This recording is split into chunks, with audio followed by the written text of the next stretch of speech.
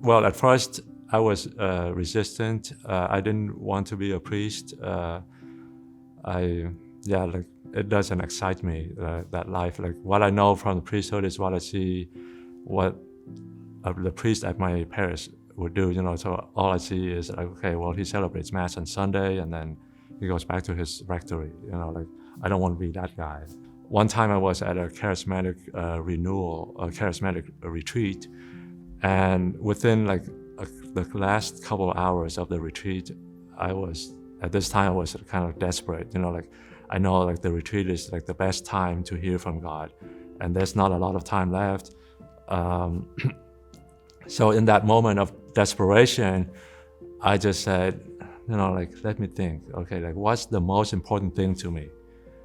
And in that moment, I just thought, no, not even the priesthood is that important to me or my career.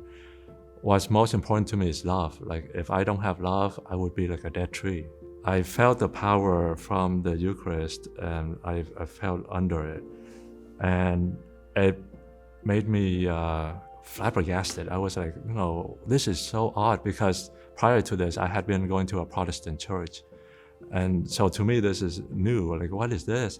And the Catholics around me are like, oh yeah, we know that, Jesus in the Eucharist. But I was like, wow, I want to go to this. And then right in that moment, the priest came and prayed for me, and I felt this tremendous love. Like, I always knew God loves us, And by this time, I had been familiar with the Lord for like 2.5 years. But this was the first time I felt His love.